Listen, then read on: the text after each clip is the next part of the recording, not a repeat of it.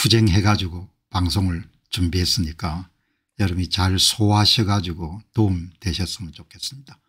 오늘 이례적으로 투자 문제 바로 들어가도록 그렇게 하겠습니다. 자, 투자자들에게 혜택을 참 이런 교육을 인생의 이런 시점부터 알았으면 참 좋았겠다 이렇게 제가 방송을 준비하면서도 항상 그런 생각이 들거든요. 이런 걸 누가 좀 이렇게 체계적으로 가르쳐 줬으면 훨씬 더 좋은 그런 성과를 누릴 수 있지 않았겠냐. 그래서 이제 오늘 방송을 보시는 분들이 제가 갖고 있는 그런 소망이 이제 선거 문제를 다 접고 난 다음에 나라가 상당히 어려워지겠구나. 무진장 어려워지겠구나. 말과 글로서 표현할 수 없을 만큼 나라가 어려워지겠구나. 그렇게 제가 이제 판단하고 이제 방송을 들으신 분들이 개인적으로 경제적 자유, 경제적 자립, 경제적 독립을 이루는데 도움이 될 수 있는 그런 컨텐츠로 제공하는 것을 방향을 잡아야겠다 이렇게 생각했으니까 여러분들이 특별하게 이런 좋은 컨텐츠를 소화를 잘 하셔가지고 미래를 준비하는 데 도움을 받으셨으면 좋겠다 그렇게 생각합니다. 여기 이제 보시면은 제가 아주 특별한 일이 있지 않으면은 이 에릭 발추나스 블룸버그 기자를 가끔 방문합니다. 여기 보시면 보글 이펙트라는 것이 이제 20세기에 가장 걸출한 금융혁신 상품이 바로 ETF입니다. 상장지수 펀드. 그게 많은 미국의 중산층들의 재산 형성에도 도움이 됐고 우리나라에도 크게 이런 영향을 미친 것이 바로 ETF 이 상장지수 펀드인데 이제 그것을 만든 사람은 존 보글 뱅가드의 창업자가 아니지만 그걸 대중화한 사람이 이제 존 보글이죠. 그래서 에릭 발추나스 기자가 최근에 쓴 글이 보글 이펙트다 이런 책이 냈는데 뭐 이런 책은 한국에 많이 번역돼서 많이 읽혔으면 좋겠다 그렇게 생각이 들거든요. 에릭 발추나스 기자. 이제 비교적 이렇게 폭넓은 그런 투자 세계에서 진행되고 있는 상황을 접할 수 있는 것이 에릭 발추나스 기자의 글입니다. 오늘 ETF를 다뤘네요. ETF가 2025년에 3관왕에 등극했답니다. 그러니까 출시 ETF 숫자 그다음에 순유입 액수 자산 운용 규모가 전부가 다 톱이 된 겁니다. 그래서 3관왕을 받았는데 여기 보시면은 올해 미국의 ETF는 3가지 주요 지표 거래량 출시 건수 자금 흐름 모두에서 사상 최고 기록을 경신했고 우리는 이거를 트리플 크라운이라고 이야기합니다. 지금 이제 미국의 투자자들도 많이 개인이 직접 주식을 구매하던 것에서 그냥 저렴한 그런 운용 수수료를 내고 그다음에 ETF를 구입하는 추세로 많이 전환하고 있죠. 이제 간단하게 보시면은 출시 건수가 사상 최고 거래량이 사상 최고 한 해 동안 지금 유입된 자금이 1조 4천억 불 운용자산 규모가 5년 만에 3배 13조 달러 한국의 미래에셋만 하더라도 2025년 10월 기준으로 해가지고 279조 정도로 운영하네. 어마어마한 겁니다. 그러니까 화면이 아주 선명해서 좋다는 말씀을 하시는데 카메라를 좀 갈았더만 훨씬 더 낫네요. 자, 여기 이제 보시면은 조사를 해보니까 미국의 상장 ETF 추세 여기 보시죠. 어마어마하게 빠른 속도로 이렇게 많은 사람들이 ETF를 선택하는 겁니다. 2021년도에 475개 이름 ETF가 출시가 됐는데 2025년도에는 1036개 이상 그리고 유입된 액수가 1조 2700억 달러 ETF의 이런 운용 자산 규모가 13조 불 정도가 되는 거죠. 여러분이 그냥 눈으로 딱 보시기에도 엄청나게 성장했구나 이렇게 보실 겁니다. 그 이제 오늘 이 보시면은 에릭 발추너스 기자가 시니어 ETF 애널리스트다. 그러니까 ETF나 이런 부분에 굉장히 조예가 깊은 기자죠. 그런데 뭐 반론도 있습니다. 여기 보시니까 오늘 작심하고 글을 썼는데 이 내용은 아마 ETF를 비난하는 한 그런 자산운용사가 있었는데 그 자산운용사가 출시한 그런 ETF가 실패했다 그런 내용을 지금 이렇게 다뤘네요. ETF는 자본주의를 망치는 것이 아니라 오히려 자본주의를 잘 보여주고 있는 것입니다. 경쟁이 어마어마하게 치열하니까요. 한국도 ETF 시장이 엄청나게 치열하죠. 상품 경쟁도 치열하고 운용수수료에 적자 보는 데가 많을 겁니다. 모든 1센트를 벌어내야 되는 잔인하게 경쟁적인 산업이기 때문입니다. 미국의 ETF 시장 못지않게 한국 시장도 어마어마하게 치열하죠. 뭐 경쟁이 치열하다는 이야기는 고객들은 좋은 거죠. 그래서 이제 뭐 여기에 보니까 스탠포드 번스타인이라는 그런 자산운용사에서 굉장히 이렇게 너무나 치열하게 경쟁하는 것이 좋지 않다 이렇게 견해를 피력했는데 본인들이 정작 상품을 출시하고 나서 어려움을 겪게 됐다는 거죠. 또 한 글에 보니까 이제 마니터리 코멘터리라는 분의 글을 인용해 가지고 에릭 발추너스 기자가 ETF는 자본주의의 가장 순수한 형태 중 하나입니다. 저는 자산운용업계의 나머지 많은 부분이 오히려 사회주의에 가깝다고 생각합니다. 뮤추얼 펀드는 강세장 보조금에 의존하고 해치펀드는 납세자가 보조금을 지불하는 기부금에 의존합니다. 바로 이 후자가 패시브 ETF 그런 제가 자주 권하는 경쟁하는 데 어려움을 겪는 이유입니다. 미국의 자산운용업계의 전반적인 그런 분위기는 패시브 ETF 운용수수료가 싼 액티브 ETF가 아닌 패시브 ETF 쪽으로 물꼬가 다 이렇게 정해진 거죠. 그러니까 뭐 오늘 여기 계신 분들도 자산운용을 자제분들이 할 때 패시브 ETF 운용수수료가 싼 패시브 ETF를 선택하셔야 되고 한국 증시에 상장한 ETF 미국 시장에 투자하는 한국 증시에 상장한 ETF를 이제 선택할 수도 있고 그거는 이제 원화 표시 자산이죠. 그다음에 이제 미국 회사가 미국 증시에 직접 상장한 그건 달러화 표시 자산인 거죠. 그런 부분에 적립식으로 꾸준하게 이렇게 투자하게 되면은 미국 시장은 대개 15% 20% 25% 이렇게 이런 수익률을 올릴 수 있지 않습니까? 복리 컴파운드 여러분들 파워란 것이 엄청나니까 복리로 늘어나니까 한 20%나 이 정도 되는 그런 복리로 자산을 운용하면 자산 규모가 크게 여러분들 불릴 수가 있죠. 좀 일찍 시작하면 더 좋죠. 그래서 이제 제가 그런 미국에 지금 한 5천 개 가까이 상장되어 있는 ETF 가운데 자주 인용하는 것이 SCHG 찰스왑에서 운영하는 S&P 500의 절반 정도 260개 정도의 대형주에 투자하는 상품이죠. 그다음 QQQM은 나스닥 100에 투자하는 상품이고 그다음 FTC나 XLK는 기술주 섹터에 투자하는 섹터 투자죠. 분야별 투자. 그다음 밑에 SMH나 SMHX, XOXQ 이런 건 전부 다 반도체 섹터에 투자하는 거죠. 그러니까 QQQM하고 FTC는 많이 이렇게 겹치니까 뭐 두 가지 중에 하나를 해도 되고 아니면 절반 정도 투자를 해도 되죠.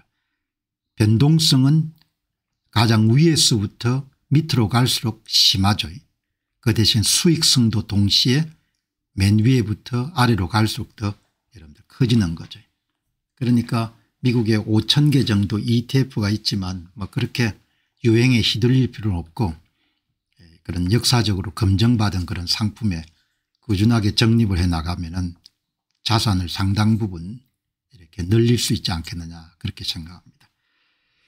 자, 여러분 이제 오늘 여기 이제 두 번째 방송은 시대의 흐름을 잘 읽고 좋은 종목을 선택해서 이렇게 투자하는 것은 대단히 중요하지 않습니까?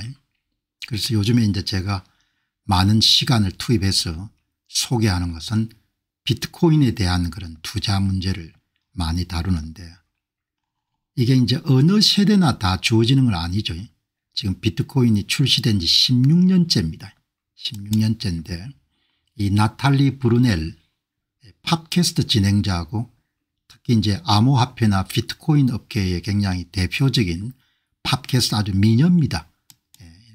나탈리 브루텔하고 또 한 분이 이렇게 대화 나누는 걸 보니까 그래도 이제 비트코인에 대해서 투자하고 계시는 분들이나 그다음에 투자를 준비하고 있는 분들이나 아니면은 별로 관심이 없는 분들이 눈여겨봐야 될 거니 나탈리 브루넬이 하는 비트코인이란 무엇인가라는 부분에 정의할 때 가장 여러분들 적합한 정의가 평범한 사람들이 자산을 축적할 수 있는 대단히 수익성이 높은 자산인 거죠.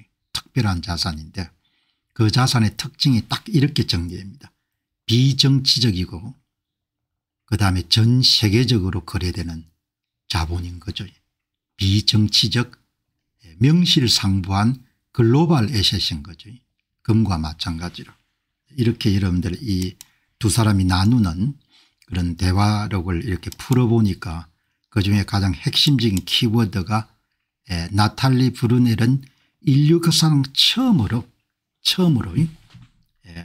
평범한 시민이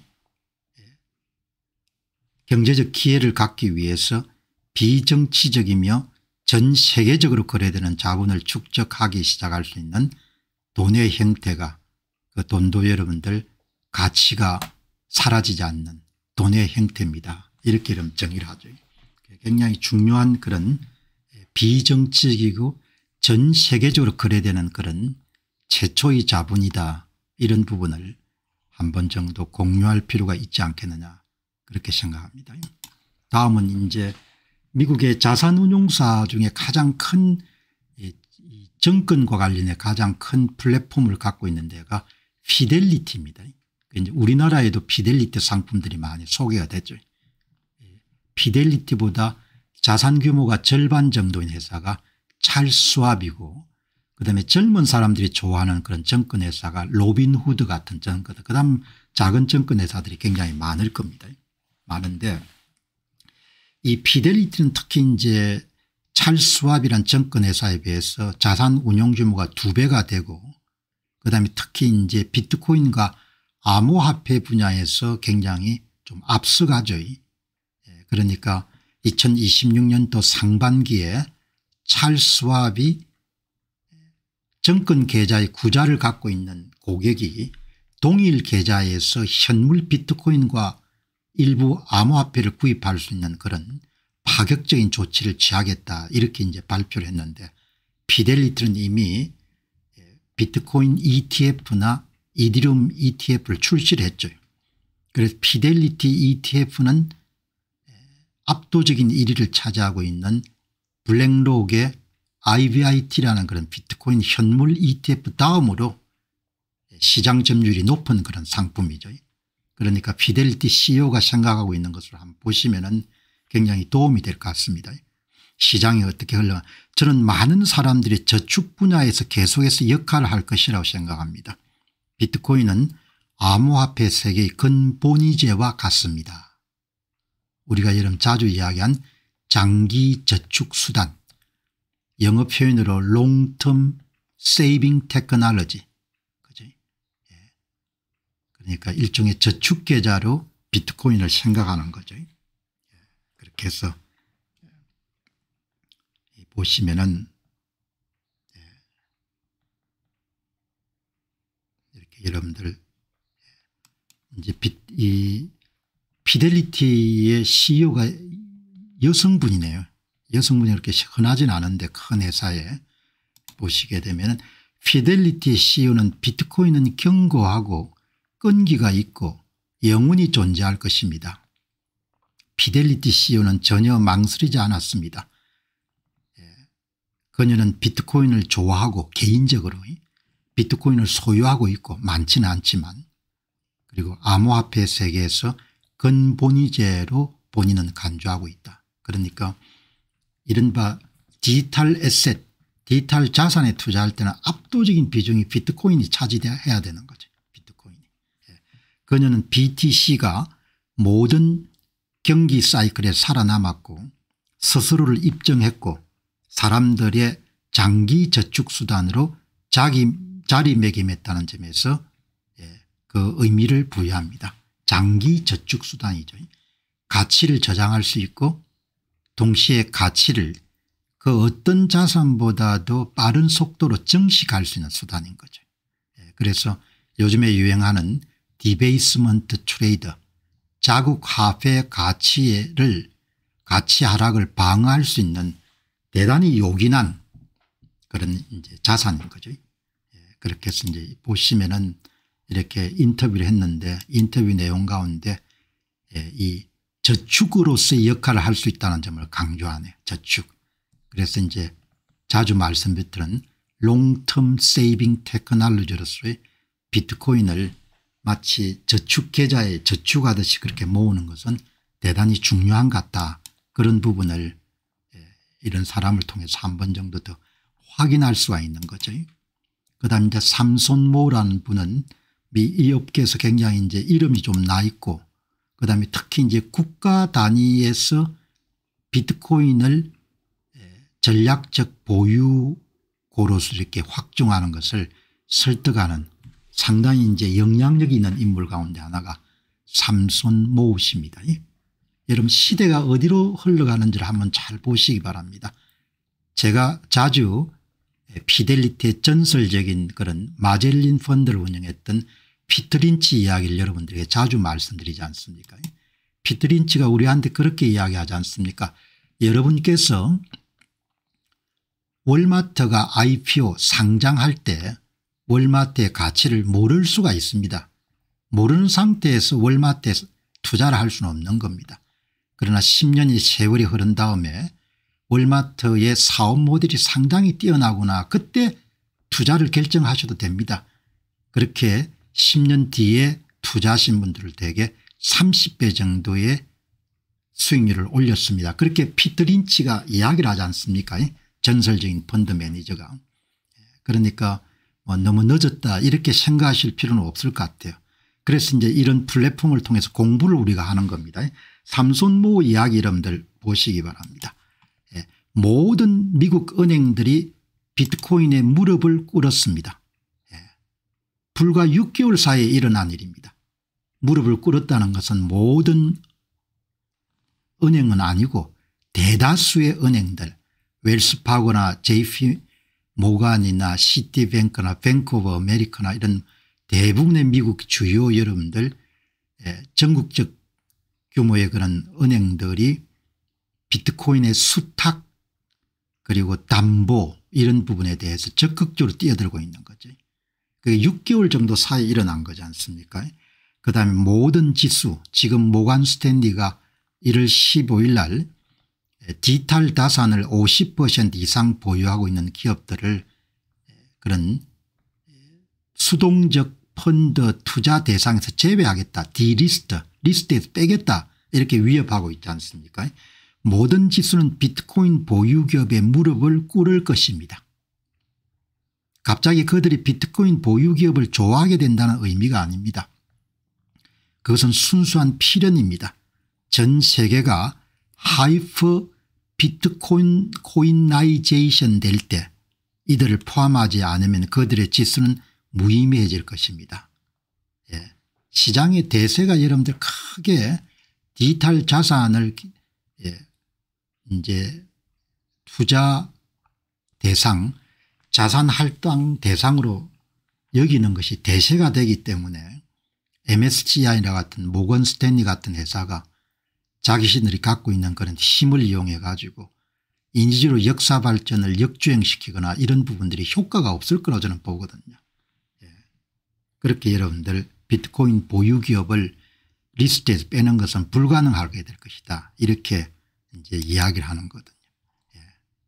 그렇게 보시면은 비트코인이 여기 이제 이 방송하다 보면은 하이프 비트코나이제이션 혹은 비트코나이제이션 이런 용어가 많이 등장하죠.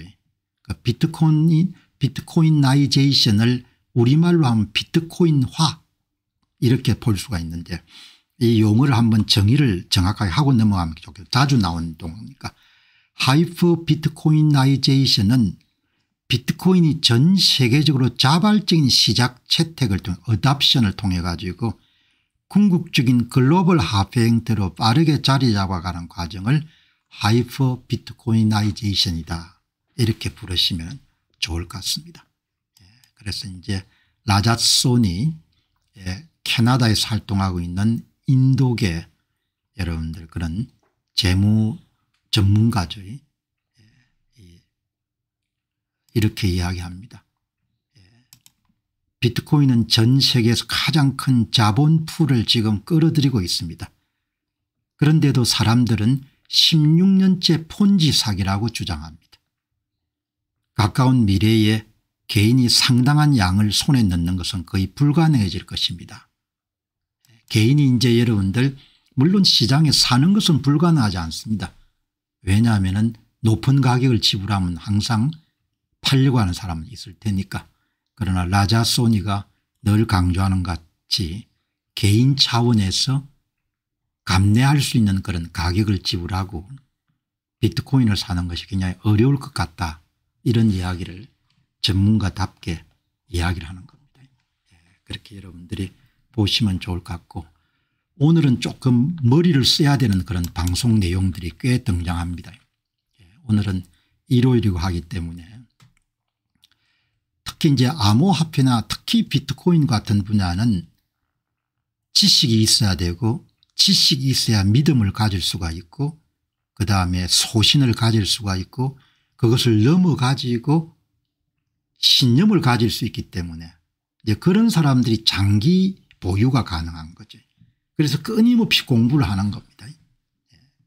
여기 이제 보시면 인내심이 보상받다 이렇게 이야기가 나오는데 이 비트코인은 아주 특별한 자산이기 때문에 지식의 바탕을 둔 신념이 없으면 변동성을 이겨내기가 힘든 거죠.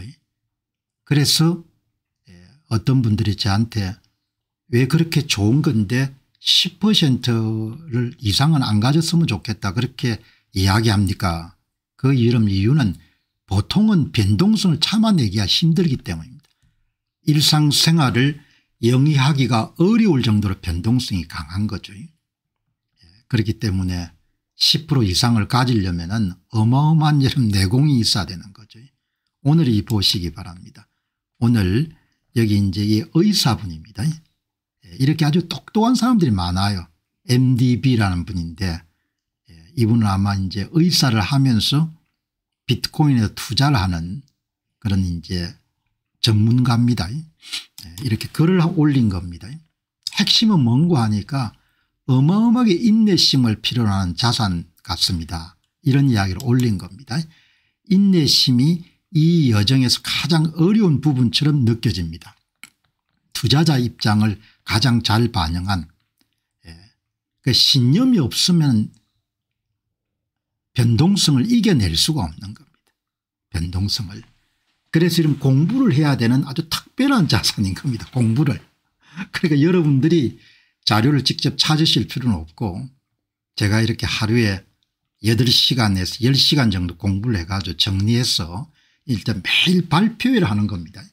다른 유튜브 방송은 또 다른 그런 스타일로 운영하겠지만 공병호 TV는 완전하게 여러분들 학습한 내용을 발표하는 그런 기회이기 때문에 여러분이 그걸 편안하게 들으시고 정확한 지식과 정보를 갖고 소신과 믿음을 갖고 그것을 넘어서 확신을 갖고 신념을 갖고 그걸 또 다른 사람에게 전하는 겁니다.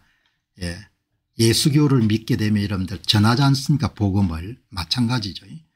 당신의 신념이 소음을 이겨내야 됩니다. 당신의 비전이 변동성을 이겨야 됩니다. 비전이 있어야 되는 거죠. 신념이 생기게 되면 그다음 이제 비전이 생기지 않습니까? 여기 보시면은 이제 어제도 소개했던 스테판 베레노드 박사, 베레노드 박사가 이분의 이런 의사이자 투자자 글을 보고 이 베레나드 박사가 글을 올린 겁니다. 보시죠. 이분 글을 어떻게 올렸는가 하니까 이제 연구를 오래 한 사람이니까 모델을 이용해 가지고 2027년도 중반경에 비트코인의 거품이 붕괴되는 사건이 발생할 것 같다. 그 이전에 상당히 오르는 시간이 있을 것이다. 그런 이야기를 어제 소개해드렸지 않습니까? 이제 그분이 이제 이 젊은 의사분의 말씀을 듣고 자기 소회를 남긴 겁니다. 이렇게 짧지만 여러분 보시죠. 수익률은 시간이 갈수록 느려집니다. 파월로 몇 법칙을 비트코인이 따르기 때문입니다. 비트코인의 가격은 파월로 몇 법칙을 따르기 때문입니다. 비트코인의 예상 수익률은 비트코인의 나이가 많아질수록 점차 느려지는 경향을 보입니다. 수학 체정이 아니고 수학 감소되는 거죠. 이게 이런 T가 타임 나이입니다. 비트코인 탄생 나이의 K성만큼 여러분들 가격이 증가하는 겁니다. 이거를 이제 과학하는 사람들이 비트코인 가격을 분석해 찾아낸 겁니다. 버블의 에너지가 감소하고 있습니다. 시간이 지남에 따라 비트코인의 큰 가격 급등에서 나타날 수 있는 에너지가 줄어들고 있습니다. 초급등 초급락 이런 것이 조금씩 이렇게 완화가 된다는 거죠. 주요 버블 간격이 길어집니다. 큰 버블이 발생한 시간 간격이 2배씩 늘어나는 방식으로 길어지고 있습니다. 여전히 뛰어난 수익률을 유지하고 있습니다. 이 같은 변화에도 불구하고 비트코인의 수익률은 여전히 매우 높습니다. 다른 모든 자산들을 압도하고도 남음이 있을 정도로 여러분 가격이 올라가는 겁니다. 가격 폭락이 덜 깊어집니다. 비트코인 가격이 급락하는 폭락의 정도가 이전보다도 얇아지고 있습니다. 기간 투자 자금이 급증합니다. 큰손 투자자들의 비트코인 시장률이 빠르게 늘어나고 있습니다. 그래서 여러분들 그런데 왜 가격은 오르지 않죠? 2025년도에 기관들이 여러분들 1000억 불 정도를 투입했는데 왜 비트코인 가격은 많이 안 오릅니까? 비트코인 IPO 가설에 따르게 되면은 장외 거래를 통해 가지고 초기 보유자의 대량 물량을 여러분들 기관 투자자들이 인수했기 때문에 그것은 시장 내에 거래 가격에 영향을 미치지 않는, 그래서 이제 대규모 초기 보유자들의 물량이 소진이 되면은 그때는 바로 거래소 가격에 반영이 될 거다. 그 이야기를 말씀을 드렸지 않습니까? 여기 보시면은 스테파노 박사의 분석은 비트코인의 가격 움직임이 단순한 희망이 아니고 몇 법칙 파월로 가격이 시간의 상품의 탄생 연령의 제곱으로 여러분들 올라간다는 거죠. 과학적 패턴에 근거하고 있다는 점을 강조합니다. 따라서 투자자들은 변동성에 흔들리지 말고 장기적인 안목으로 비트코인을 보유하실 수 있어야 됩니다. 그러면 지식이 있어야 되는 거죠. 그죠? 지식이. 수학 체감의 법칙이 적용되지만 여전히 압도적이죠. 그죠? 어제 방송을 못 들으신 분들을 위해 가지고 중요한 내용이니까 한번 강조하죠. 어제 방송에 가격 정점이 언젠가 이거를 스테판 페레노드 박사가 몇 법칙 그다음에 풀이의 분석 이렇게 세 가지 분석을 조합해 가지고 이렇게 발표를 했죠. 핵심적인 내용은 세 가지 과학적 방법을 조합해서 다음 주요 버블은 2026년 말이나 2027년 2분기에 발생할 가능성이 높고 한 5월 전후죠. 그다음에 가격은 2026년도 2분기 그리고 하반기부터 급격한 상승을 경험하기 시작할 것이고 그다음에 버블이 형성되는 건 기간 자금이 어마어마하게 유입돼 가지고 결국 버블이 붕괴되는 상황까지 오게 될 것이다. 이런 내용을 복잡한 여러분들 모델을 이용해 가지고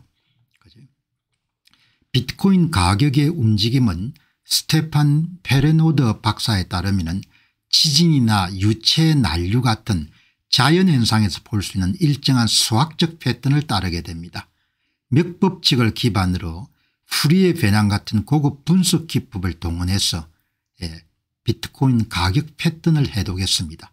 그 결과 주요 버블의 정점은 2027년에 나타날 가능성이 높습니다. 2분기 그리고 2026년 하반기부터 급격한 가격 상승을 경험하기 시작할 것입니다. 이렇게 여러분들 이야기하니까 이제 모델을 가지고 전망한 거니까 여러분이 참조하시면 되겠죠. 2분기에 버블이 절정이 될 것이고 1분기부터 가격 상승이 시동이 될 것이고 하반기부터 가격 급등이 여러분들 있을 것이다. 그렇게 해서 여러분들 이야기하기 때문에 이 스테판 페레노드 박사가 지금이 그래도 사기가 참 좋은 시점 같다. 그런 의견을 자기 연구에 기반을 두고 여러분 돈을 2배 정도 불리는데 들어가기에 굉장히 괜찮은 시간 같습니다. Now is a better entry point 이렇게 이야기하지 않습니까? 판단은 이제 여러분들이 이런 그런 연구자들의 연구 결과를 바탕으로 해가지고 판단하시면 좋을 것 같습니다. 자, 여기 보시기 바랍니다. 현재 비트코인 여러분들 시장 가치는 2조 달러입니다. 2조 달러 정도 되는데 지금 이제 금이 25조에 30조 달러 가치를 갖고 있죠. 그럼 20조 달러가 언제 정도 있겠느냐 이걸 또 여러분들 모델을 이용해 분석을 스테파노 박사가 했네요. 그렇게 했기 때문에 이렇게 여러분들 전망 모델을 이용해 가지고 몇 법칙에 따라 가지고 포캐스팅 전망을 한 거죠. 전망을 그 내용을 여러분들 오늘 또 한번 참조를 하시죠. 스테판 페레노드 박사는 중앙은행의 방만한 통화량 증가와 각국의 재정적자 증가로 사람들이 디베이스먼트 트레이더 화폐 가치 하락에 방어하기 위해 가지고 경화자산 하드에셋을 구입하게 될 거다. 그게 금이나 비트코인이 될 가능성이 높기 때문에 비트코인으로 자금이 일부가 유입이 될 것이다. 거듭 제곱 법칙 몇 법칙입니다. 영어 표현으로 파우로에 따르게 되면 비트코인은 약 8년 5개월 안에 아닙니다. 8년 5개월째가 아니고 안에 약 20조 달러의 시가총액에 도달할 것으로 예상합니다. 그렇게 여러분들 본인이 갖고 있는 모델을 이용해 가지고 자본이 비트코인으로 몰리는 이유 금으로 몰리는 이유는 모든 나라가 여러분 경쟁적으로 화폐를 찍으니까 그래서 그동안 여러 번 강조한 바와 같이 한국은 연평균 2020년부터 8% 통화량을 증가시켰습니다.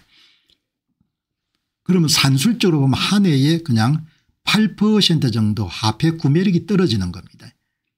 뭐 7에서 9% 정도 하는데 중국이 한 9% 정도 통화량을 푸는 거죠. 화폐 가치가 9% 7% 이렇게 떨어지는 겁니다. 뭐 미국 달러도 마찬가지고 비트코인 가격은 T 비트코인이 출시된 연도 나이에 5.0 제곱 이상으로 증가하게 될 것입니다. 5.0 제곱으로. 그러니까 T의 5승입니다. 그러니까 여러분 얼마나 여러분 가격 상승이 빠르다는 걸 이야기하는 겁니다. 비트코인 나이의 5승인 거죠. 그럼 아마 비트코인이 지금 한 15년이나 16년째 됐을 겁니다. 5승입니다. 5승으로. 그 내용을 비트코인은 나이를 먹을수록 더 빨리 성장합니다. 여기서 T는 비트코인이 탄생한 이후의 시간을 뜻합니다. 비트코인 가격은 비트코인 나이의 5제곱 이상의 속도로 성장하는 겁니다. 5제곱 이상으로. 그러니까 여러분들 그냥 상식적으로 알겠죠. T 타임의 5승입니다. 2승도 빠른데 5승으로 성장하는 겁니다. 그럼 금하고 상대적인 속도는 어떠냐. 금하고 상대적인 속도는 5.3 정도로 성장하는 겁니다. 분자에 비트코인을 넣고 분모에 이런 금을 넣게 되면 두 개 가격이 시간이 지남에 따라서 T의 비트코인 탄생 연도에 5.3 정도 속도로 올라가고 있다. 이렇게 보시면 좋겠습니다. 여러분이 좀 딱딱하지만 이런 거를 소화를 해야 개인적으로 장기 비전을 가질 수가 있는 거죠. 그래서 제가 좀 딱딱하지만 경화 지식이지만 소개하는 겁니다. 이런 개인적인 장기 전망이나 비전이 있어야 지금 여러분 가격이 오르고 내리는 걸 별로 개의치 않는 겁니다. 그래서 좀 딱딱하지만 여러분께 이 스테파노 이런 박사의 연구 결과를 정리해서 말씀드린 겁니다. 예, 비트코인 가격의 장기 성장은 시간 탄생 연도의 5승 이상입니다. 그리고 비트코인과 금의 비율도 5.30 정도가 됩니다. 다르게 이해하면 금보다 비트코인 가격 상승이 압도적으로 높다는 겁니다. 여기서 비트코인과 금의 비율의 5.3이란 뜻은 비트코인이 금보다 빠른 속도로 증가하는 것을 뜻합니다. 그러니까 비트코인 자체만 보게 되면은 시간의 5승으로 증가하고 비트코인과 금의 이런 상대 비율로 보게 되면 5.3승으로 증가하는 겁니다. 그래서 비트코인은 금보다 훨씬 강력한 동력을 갖고 있다는 주장은 로그 플러스의 지수가 높을수록 여기서 이름도 5.3이라는 지수가 되는 거죠. 그러니까 단위가 너무 크기 때문에 비트코인 가격 이꼴은 비트코인 탄생 연도의 5.3 이렇게 된 거를 로그로 단위가 크기 때문에 Y도 로그 Y 그다음에 여러분 X도 로그 X로 처리해가 여러분들 단위를 낮추게 된 겁니다. 그럼 5.3이 기울기가 되는 겁니다. 기울기가. 예. 비트코인 시장 가치는 8년 이런 모델을 가지고 계산해 보면은 8년 5개월 안에 20조 달러를 돌파할 것으로 봅니다. 그리고 현재 비트코인 가격을 이 모델에 따라 추정해 보게 되면은 공정 가치가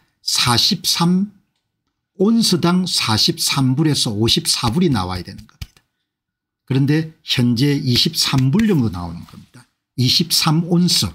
예. 달러가 아니고 여러분들 공정 가치는 금으로 환산하게 되면은 비트코인 여러분들 한 개의 공정 가치가 금으로 환산하게 되면 43에서 54온스 정도 나와야 되는데 현재 시장 가격이 23온스인 겁니다. 언더 밸류 되어 있다는 거죠. 저평가되어 있다는 겁니다. 그래서 스테파노 박사가 상대적으로 여러분들 엔트리 포인트 시장에 진입하기에 좋은 시점인 것 같습니다. 그렇게 여러분들 이야기를 한 겁니다. 이렇게 이러면 추정이 가능한 겁니다. 이렇게 수학적으로 여러분들 추정을 하는 겁니다. 이게 이제 맥법칙을 따르게 되면은 Y하고 이런 X를 다 로그로 처리하게 되면은 이 그래프가 직선처럼 그렇게 보이는 거죠. 기울기가 높은 그래서 맨 위의 것을 상단 밑에 것을 여러분들 하단 그 사이에 따라서 움직이는 겁니다.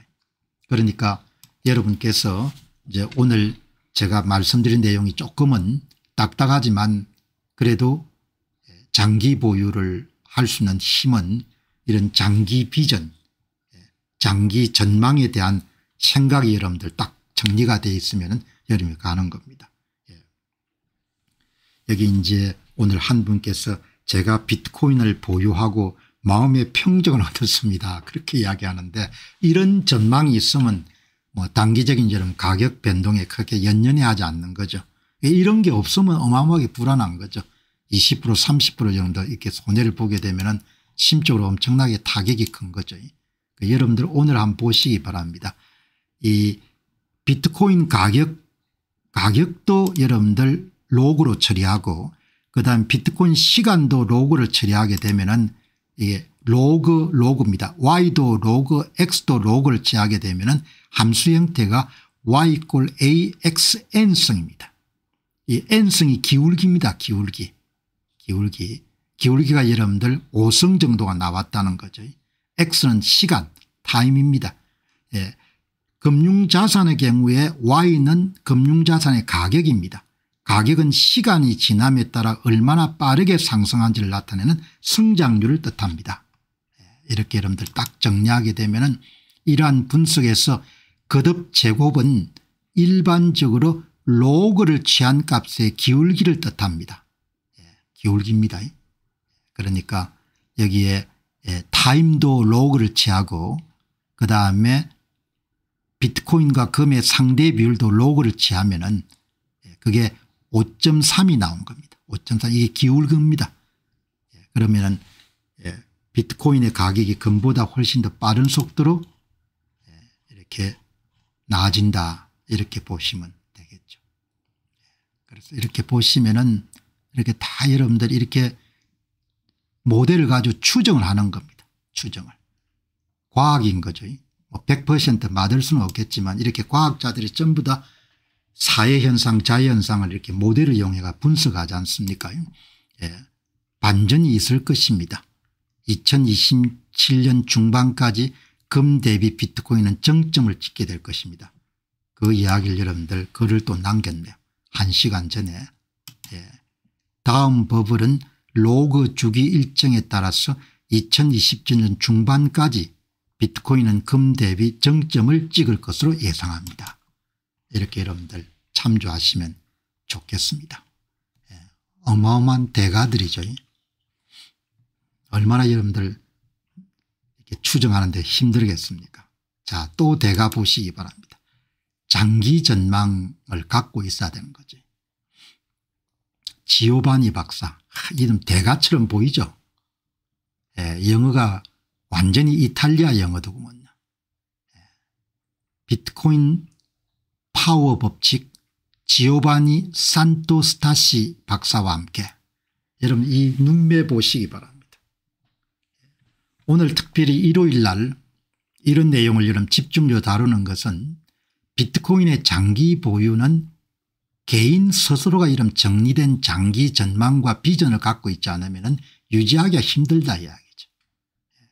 그래서 여러분들이 더 확고하게 이론을 무장을 해야 되는 겁니다. 그래야 부자의 대열에 들었을 수 있다는 거죠. 경제적 자유의 이름 대열에 들을 수 있다는 겁니다. 여기 이제 보시면은 지오바니 박사입니다. 지오바니 박사. 전쟁 같아요. 할아버지가. 샌디에고에 사시는 분인데 이 여러분들 젊은 분하고 앉아 가지고 미국은 참 여러분들이 이렇게 뭐 노소가 없지 않습니까? 이 아마 한 80대 됐을 것 같아요. 이런 분하고 이런 새파랗게 젊은 사람 앉아 가지고 2시간 넘게 여러분들 인터뷰를 하는 겁니다. 여러분들. 얼마나 귀한 인터뷰입니까? 그런데 이런 인터뷰를 많이 안 봐요. 사람들이 돈은 벌고 싶은데 공부를 안 하는 겁니다. 마이크로스트래티의 공동 창업자인 마이클 세일리 이야기가 6만 7만 시간을 이런 노동을 해가 돈을 벌면서 단 100시간도 공부를 안 한다는 거 아닙니까? 돈을 유지하거나 불리기 위해 가지고. 비트코인은 공부 안 하면 절대 가질 수 없는 자산인 겁니다. 끝까지 유지하면 이런 큰 부를 쟁취할 수 있는데 그걸 끝까지 유지하기가 힘들게 되어 있는 겁니다. 침체가 들어갔을 때마다 약한 손에서 강한 손으로 계속 이동하는 겁니다. 여러분 이 사람 눈매 한번 보시기 바랍니다. 이 할아버지 눈매 한번 보시기 바랍니다. 이분이 비트코인의 장기 전망을 아주 여러분들 상세하게 설명합니다. 파월로 제곱법칙 멱법칙 파월로 비트코인의 성장을 물리학적 관점에서 분석해서 단순한 금융자산이 아니고 자연의 힘으로서 본질을 수학적으로 증명합니다. 지오바니 산토스타시 박사는 비트코인 가격과 탄생 연도 시간의 관계가 6의 거듭 제곱 법칙을 따른다는 놀라운 통찰력을 제시합니다. 앞에서는 5.3이었는데 이분은 6으로 하는 겁니다. 타임의 육성 앞에서는 5.3승 5승 5.3승이 나왔지 않습니까? 이 같은 여러분들 발견은 유기체나 도시나 언어 등 자연계의 보편적인 성장 패턴과 일치합니다. 사회과학자나 자연과학자들의 모든 여러분들 집념과 탐구욕은 현상에서 패턴을 찾아내는 거죠. 제가 여러분 5년간 대한민국의 선거를 분석했지 않습니까? 선거란 과학이죠. 뭘 발견하는 겁니까? 패턴을 찾아내는 겁니다. 선거관리위원회가 발표한 득표수를 가지고 패턴을 찾아내는 패턴을 이렇게 찾아낼 수 있는 겁니다. 비트코인 가격도 여러분들 전망치를 모델을 이용해 가지고 포캐스팅 전망할 수 있는 것 마찬가지로 한국의 선거도 분석하게 되면 선거가 일정한 규칙에 따라 표를 만들어냈다는 걸 증명할 수가 있는 겁니다. 사회과학과 자연계학은 다 일치합니다. 뭘 하냐 인과관계를 이용해 패턴을 분석하는 겁니다. 패턴을. 4년 반감기론 전부 다 패턴 분석이죠. 데이터를 가지고. 한참 한국은 멀었습니다. 공부들을 많이 했는데 아무런 이해가 과학적인 마인드가 전혀 안 돼 있는 겁니다. 여러분 지금 말씀드린 게 답답하게 여기시는 분들 계실 겁니다. 이런 거 말라고 필요하냐 그렇게 그럼 그런 사람들은 소프트 핸드이기 때문에 오랫동안 유지할 수가 없는 겁니다. 공부를 해야 되는 거죠. 예? 대한민국 선거도 공부를 해야 되는 공부할 생각이 없는 겁니다. 백성들이 공부할 생각 먹방은 좋아하지만 여러분 선거 데이터가 어떻게 만드는지를 관심을 가지지 않는 겁니다. 그래 그 수준만큼만 사는 겁니다. 그 수준 이상은 살 수가 없는 겁니다. 오늘 제가 여러분 일요일 날 특별히 시간을 내 가지고 딱딱한 여러분 하드 지식을 왜 이런 공유하느냐 이거를 소화를 못하면 오래 가질 수가 없다는 겁니다. 후들들들 떨고 뭡니까 그렇게 하는 겁니다. 수준 차이가 있는 겁니다. 사람 위에 사람 수준이 있고 사람 밑에 사람들 여러분 이 보시기 바랍니다. 비트코인 이 여러분들 이 할아버지하고 이 젊은 사람이 2시간 이상 앉아서 여러분들 이야기를 하는 겁니다. 여러분 이 붉은색이 뭔고 하니 비트코인 여러분들 맥법칙에 따라서 여러분들 가격 상승을 예상한 겁니다. 이게 여러분 과학입니다. 과학. 이 영감님 보시면 80대 정도 됐을 겁니다. 이 보시죠. 자기가 추정해 보니까 5.83이 나온다는 거 아닙니까 5.83이 N이 기울기가 Y도 로그를 취하고 비트코인 가격도 로그를 취하고 연도도 로그를 취하게 되면 기울기가 N인데 N이 앞에 사람은 5.3이고 지금 사람은 5.83이 나온 거지 않습니까. 이런 보시기 바랍니다. 얼마나 이런 포스가 있게 보입니까. 평생 동안 여러분들이 이렇게 파헤치는 사람이 미국에는 어마어마하게 많은 겁니다. 그래서 방송을 준비하는 과정이 여러분 고되기는 하지만 굉장히 행복합니다. 왜? 매일 천재를 만나니까. 매일 천재를 만나는 겁니다. 오늘 제가 이런 방송 시작하자마자 한국 문제 안다니까 얼마나 이런 기분이 좋아가지고 얼굴이 만개합니까. 천재를 만나는 천재들 이야기를 여러분께 소개해 드리는 겁니다. 얼마나 이런 열정적으로 이야기하는지 이탈리아 여러분들 영어로 비트코인 가격이 시간의 6제곱에 비례해 성장하는 비선형적이고 예측 가능한 패턴을 따른다는 것입니다. 비선형적이라는 것은 굉장히 이런 가격 성장 속도가 빠르다는 겁니다.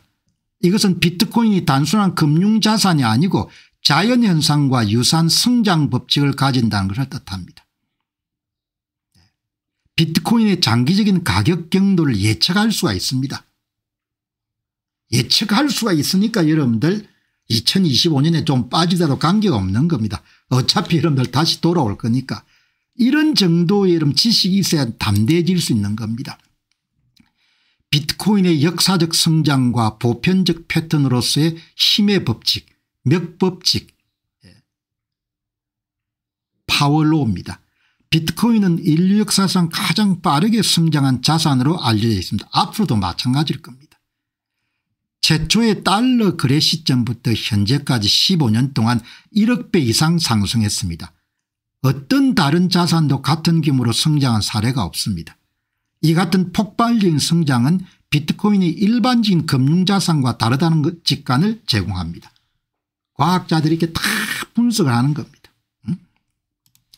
힘의 법칙의 정의 물리학에서 두 양 사이의 관계를 찾으려는 시도에서 y = xa, 여러분들 익숙하지 않습니까? y = tn입니다.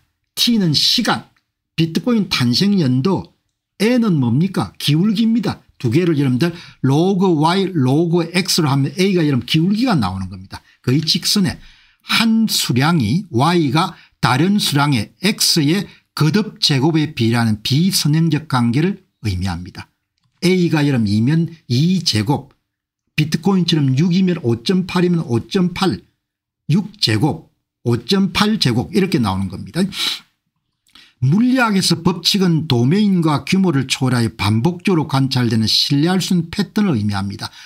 모든 과학은 패턴을 찾아내는 겁니다.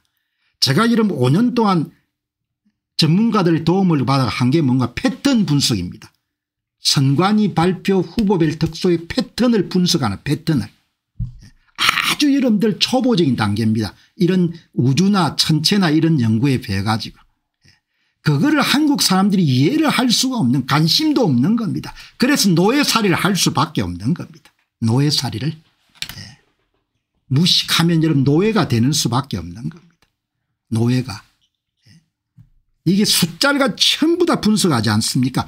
힘의 법칙은 파워로는 유기체, 조직, 도시, 인터넷, 비트코인 같은 네트워크 아키텍처를 가진 모든 것들의 성장 패턴을 정의합니다.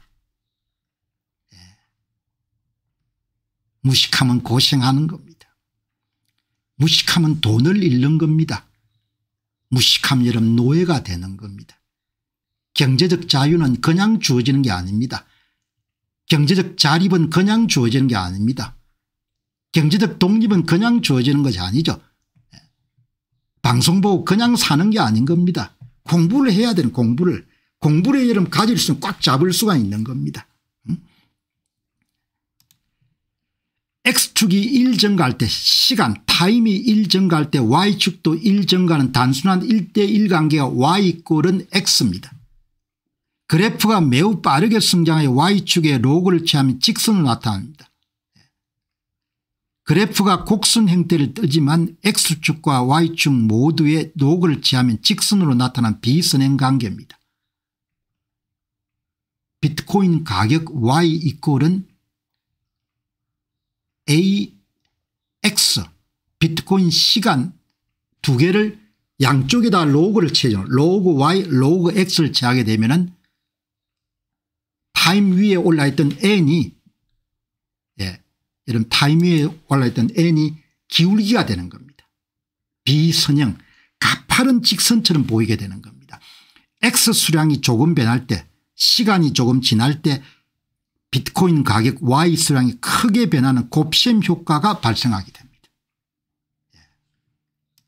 여러분 아주 중요한 것을 이 할아버지가 우리한테 이야기해 주는 겁니다. 시간이 갈 때마다 5.83승처럼 늘어납니다. 가격이. 그게 대박 상품이 되는 겁니다. 그냥 갖고만 있으면 되는 겁니다. 그래서 buy and hold and forget이라 하지 않습니까? 그냥 잊어버리라 사고 난 다음에. 고민할 거 없이 그냥 잊으면 된다 이야기지 않습니까? 여기 이제 정확하게는 5.83입니다. 6의 거듭 제곱 법칙, 파워로 오브 6, 비트코인의 성장은 초선형 관계입니다. 기울기가 어마어마하게 가파른 겁니다. 비트코인 가격의 로그 값하고 비트코인 탄생 연도의 로그 값이 거의 직선처럼 보이는데 그 기울기가 이런 어마어마하게 이런 가파른 겁니다. 이렇게 이런 가파르게 나오는 겁니다. 가파르게. 가격과 시간 사이의 관계를 나타내면 비트코인 가격은 시간에 비례한다. 탄생 연도의 육성에 비례한다는 겁니다. 비트코인을 보유하는 시간이 2배가 되면은 여러분이 10년 대신에 20년을 이런 비트코인을 갖고 있으면 2의 육성 64배가 증가하는 겁니다.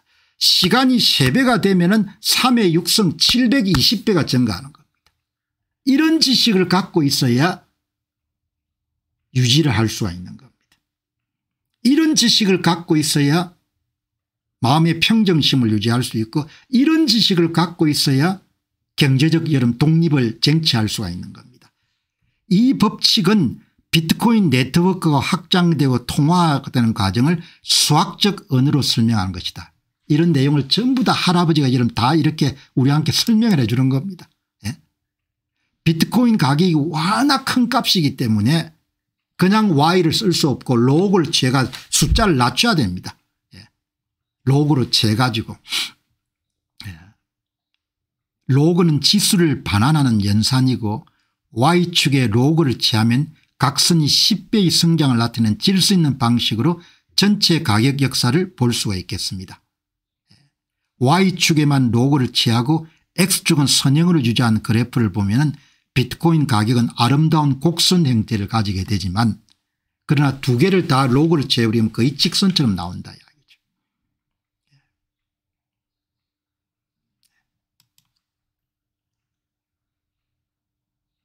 계속 오를 거라는 이야기입니다. 이론적으로 인간의 생산성과 독창성에 의한 제한되기 때문에 비트코인은 영원히 몇 법칙을 따를 것으로 봅니다. 비트코인 가격 분석은 다양한 통화를 사용해도 변동이 없고 검으로 표시해도 몇 법칙에 여러분들 손상되지 않습니다. 바로 파워로우가 비트코인의 현재 가격과 미래 가격을 전망하는 기준점이 됩니다. 보시죠. 그럼 육성이 어떻게 나왔냐. 이게 보면은 시간의 3제곱 그리고 그다음에 메트칼프 네트워크 법칙에 따라서 주소의 제곱 3 곱하기 2니까 육성이 나온 겁니다.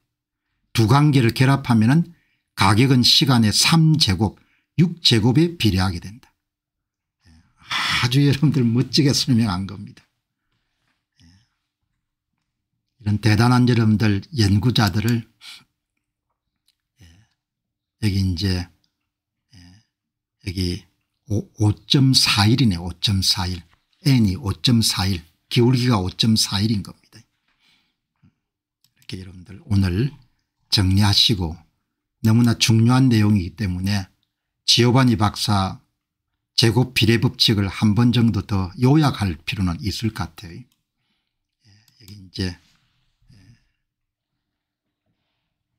이탈리아 출신이니까 영어가 완전히 이탈리아 영어네요.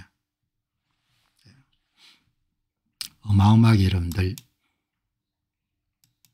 비트코인 가격을 예측하는 힘의 법칙 방정식은 비트코인 가격의 그건 A 10-17성 곱하기 타임의 5.83 양쪽에 여러분들 로그를 취하게 되면 5.83이 기울기가 되는 겁니다. 1에 5.83이니까 어마어마하게 가파른 거죠.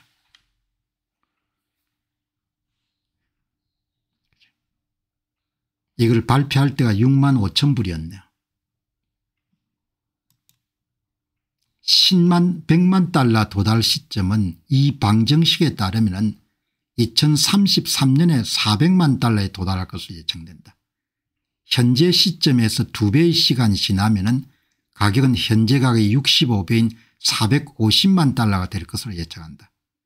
이 방정식은 2045년에 약 1000만 달러를 예측하고 이것은 다른 시나리오로 이용한 최대 1300만 달러와 유사하다. 이렇게 여러분들 과학의 힘인 겁니다. 여기 보시면은 제가 계산을 한번 해보니까 이게 2028년도에 26만 6천 불 지금 10만 불 가정해 가지고 2025년도에 2030년도에 47만 불 2035년도에 10년 후죠 162만 불 15년 후에 437만 불 이렇게 이런 계산을 이 맥법칙에 따라 가지고 계산하면 이렇게 여러분들 답이 나오는 겁니다. 이렇게 여러분들 가는 겁니다. 이렇게 여러분들 자 여기 이제 보시면은 힘의 법칙은 여러분이 보시다시피 이런 앞에 앞에서 말씀드렸던 내용들이죠. 초선형 관계, 그리고 아주 중요한 것은 가격은 시간의 육성 정도로 발전한다, 증가한다. 비트코인을 보유하는 시간이 2배가 되면 2의 육성 64배, 3배가 되면 3의 육성 720배 이렇게 증가하는 거죠. 이렇게 이런 과학적인 논거나 이런 부분을 잘 이해하고 본인이 소화를 할 수가 있으면 단기적인 가격 변동은 뭐 그렇게 중요한 게 아닌 거죠. 여러분들이 참조를 하셔가지고 오늘은 또 특별하게 일요일 날 한번 정리를 하는 겁니다. 대단한 기회를 놓쳤다. 여기 보시죠. 이 방송을 준비하다 보면 이제 이 분야에서 긴 글을 쓸 수 있는 좀 심층 분석을 행할 수 있는 분이 여기에 이 메릴랜드 HODL이라는 분이 글을 좀 긴 글을 쓰는 분이에요. 긴 글을 쓸 수 있다는 것은 상당한 실력이 있다는 거죠. 단문은 누구든지 쓸 수가 있는데 한번 보시죠. 가격은 그렇게 의미가 없다는 겁니다. 가격이.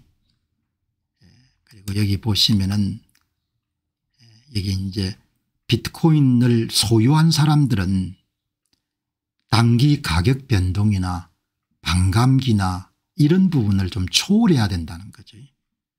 왜냐하면 이것이 보통 금융자산이 아니고 아주 특별한 자산이기 때문에 어제 잠시 나왔지만 삼중점 자산, 트리플 포인트 에셋이기 때문에 차원이 다른 자산이다. 구글 사는 거하고 이런 비트코인을 사는 게 다르다는 겁니다.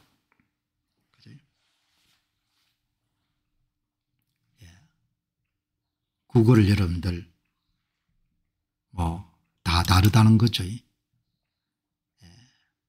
이제 어제 이렇게 삼중점이 나왔는데 이거를 주장하신 분이 피터 던원스라는 분입니다. 호주 시드니에서 컨설팅을 하고 계시는 할아버지인데 이렇게 이제 이야기를 한 겁니다. 삼중점 자산, 이런 컨셉은 여러분들 대단히 중요하죠. 개념화하는 것은. 피터 던원스, 이것도 여러분 우리가 투자를 행하는 사람들은 신념을 가지는데 대단히 중요한 거죠. 시드니에서 부동산, 비트코인 이런 것을 고액자산가들에게 컨설팅하는 피터 던원스라는 분입니다. 그런 고액자산가를 위한 그런 이제 여기 보시죠. 여기 한번 보시기 바랍니다. 비트코인은 전체 파이낸셜 시스템을 대체할 겁니다. 여러분 제가 이분을 특별히 왜 주목하느냐, 이분이 전통금융계 출신입니다. 그러니까 부동산이라는 주식이나 이게 전반을 다 젊은 날부터 운용해 본 그런 분입니다. 그리고 나이가 꽤 들었는데 늦게 입문한 겁니다. 이 업계에.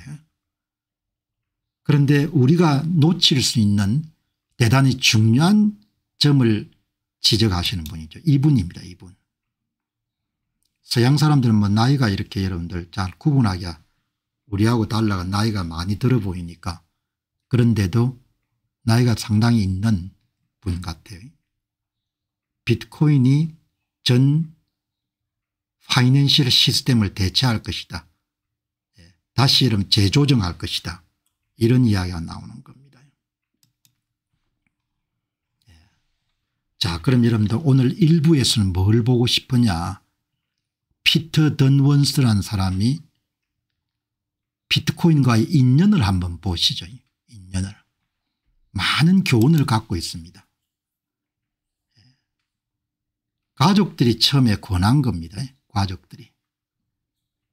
지금은 이제 시드니의 부유층 가족들에게 자문을 제공하고 있고 10년 전부터 비트코인 관련 자문을 하고 있으니까 뭐 굉장히 오랜 역사를 갖고 있는 분인 거죠. 3달러일 때 여러분들 가족의 일원이 권한 겁니다. 그런데 그걸 받아들이지 않은 거죠. 5년간 여러분들 미적거리다가 5년간 더 이상 새로운 비트코인은 있을 수가 없고 지금 비트코인이 마지막 비트코인이다 이렇게 판단하고 그렇게 이제 구매하기 시작했는데 3달러에 사지는 못한 거죠. 3달러 사는 기회를 놓친 겁니다. 아마 이분이 내린 투자 결정 가운데 가장 뼈아픈 결정이 3달러에 비트코인을 살 수 있는 기회를 놓친 겁니다. 현재 비트코인 가격이 약 88,000달러일 때 이를 놓쳤던 3달러의 비트코인으로 여기지 말아야 된다는 메시지를 공유하고 싶다. 여러분 무슨 말인지 알겠죠? 이분이 3달러에 살 수 있는 기회를 놓친 겁니다. 피터 더넌스라는 사람이 뭐라고 이야기합니까? 88,000원에 여러분들 너무 비싸다고 생각해서 안 살 거라는 이야기죠. 사람들이. 3년이나 5년 지난 다음에 자기가 느꼈던 것처럼 3달러에 살 수 있는 기회를 놓친 것과 똑같은 상황에 접하게 될 것이다. 그거를 방지하기 위해서 자기가 경험한 메시지를 공유하고 싶다는 거죠. 그죠? 자산 가격은 모든 것이 다 오를 수밖에 없기 때문에 3달러에 사는 것을 놓쳤던 사람들은 다음에 10,000달러가 됐을 때 잘 못 삽니다. 너무나 이런 본인이 뼈아프기 때문에. 현재 비트코인 가격이 약 88,000달러일 때 이를 놓쳤던 3달러의 비트코인으로 여기지 말아야 된다는 교훈을 오늘 시청자들하고 공유하고 싶다 이야기죠.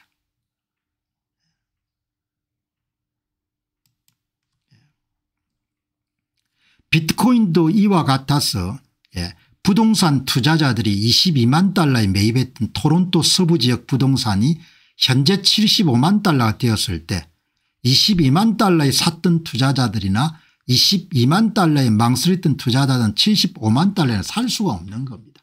그 심리적 장벽을 못 벗어나는 겁니다. 비트코인도 이와 비슷해서 3달러에 받던 자산이 나중에 가격이 오르면은 예를 들어 3,000달러나 8만 달러가 됐을 때 나는 그 배를 놓쳤다는 생각 때문에 다시는 건드리지 않으려는 심리가 작용. 이게 본능인 겁니다. 피터 더넌스는 이 같은 자존심을 버리고 비트코인에 깊이 뛰어들어 학습하고 3달러와는 매우 다른 가격에 비트코인을 매입할 수 있었다. 3달러를 잊어버리고 그냥 산 겁니다. 자기가 투자 실패했지만 왜 지금부터 3년 5년 10년 후에 그럼 또 3달러에 여러분들 그런 실수를 또 자기가 반복할 거다 이야기죠. 여러분 이렇게 되는 겁니다. 제가 열성을 다해서 여러분들 이 방송을 하는 것은 후회를 너무 할 거다 이야기죠. 후회를. 그렇다고 여러분 다른 사람 결정되는데 사라고 이렇게 권할 수는 없지 않습니까? 배경 지식만 제공해 주는 겁니다. 피터 더넌스가 뭐라고 이야기합니까? 22만 달러의 여러분들 토론토 외곽에 여러분들 부동산을 놓쳤던 사람은 80만 달러에 됐을 때 못 산다 이야기죠. 80만 달러가 다음에 150만 달러가 될 건데도 못 산다는 겁니다. 3달러에 놓쳤던 사람이 88,000달러에 못 사는 겁니다. 88만 8,000달러가 100만 달러가 될 건데도 못 사는 겁니다. 본능을 극복하는 것이 그렇게 어려운 겁니다. 개인이든 여러분들 나라든 간에 집단적으로나. 비트코인은 피터 더넌스의 인생 최고의 투자였습니다. 3달러 못 샀지만 피터 린치 이야기처럼 월마트 여러분들 IPO 할 때 못 샀지만 뒤에 샀다는 이야기죠. 비트코인을 더 연구할수록 앞으로의 상승 여력이 과거보다 더 크다고 진심으로 말할 수 있습니다. 진심으로 말하는 겁니다. 여러분 진심으로 말하는 겁니다. 10년 또는 20년 후에는 88,000달러에 살 수 있던 이 순간들을 되돌아보면 3달러일 때를 돌아본 것과 똑같이 생각할 것이라고 전망합니다. 후회할 거라고 전망하는 거죠. 100만 달러 됐을 때 여러분들 제가 계속 방송을 하고 있을 겁니다. 공병호라는 사람이 이런 건강하게 오랫동안 여러분들 활동을 할 수가 있으면 100만 불, 200만 불, 300만 불, 400만 불, 500만 불 계속 여러분들 방송하면서 가겠죠. 여러분 이야기 들어보시기 바랍니다. 비트코인을 연구하면 연구할수록 앞으로 상승 여력이 과거보다 더 크다고 진심으로 말할 수 있습니다. 이렇게 진심으로 말할 수 있습니다. 예? 활자로 이렇게 해놨으니까 그렇지 직접 말을 들어보면 여러분 더 와닿지 않습니까? 예? 이분이 여러분들 진심으로 말하는 겁니다. 예? 내가 표현할 수 있는 것이 이 정도인 거죠. 진심으로 이야기하는 겁니다. 진심으로.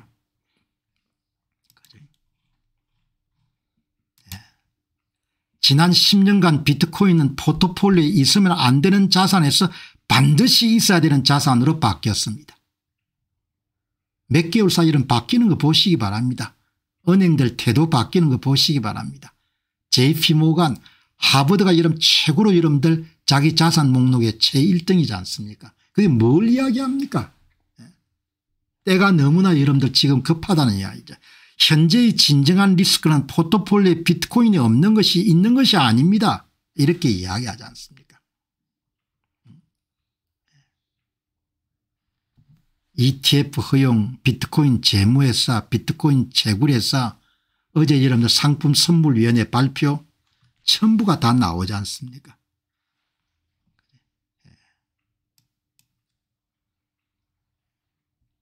리스크 조정 기준으로 볼 때 지금이 5년 전보다 비트코인을 매수하기에 가장 좋은 시점입니다. 스테파노 박사가 이야기하지 않습니까? 상대적으로 볼 때 괜찮은 엔트리 포인트 같다, 진입 시점이 같다 이렇게 이야기하지 않습니까? 아무리 봐도 이런 진입하기에 너무나 좋은 시점인 거죠. 2024년 1월 이전에는 비트코인을 보유하는 것이 비난받을 일이었지만 이제는 보유하지 않는 것이 비난받을 수 있는 상황으로 바뀌었습니다. 여러분들 한 20년 흐른 다음에 손자가 물어볼 겁니다. 할아버지 그때 뭐 했어요? 딴 사람들 다 비트코인 샀다고 하는데 그렇게 물을 겁니다.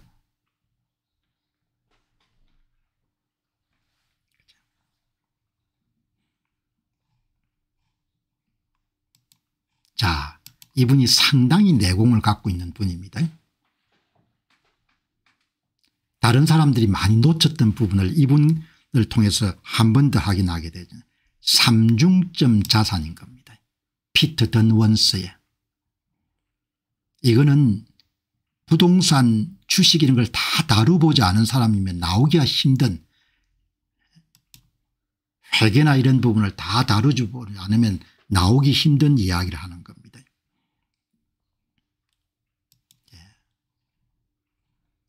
여기 보시죠. 3중점 자산 어제 잠시 여러분들 언급했는데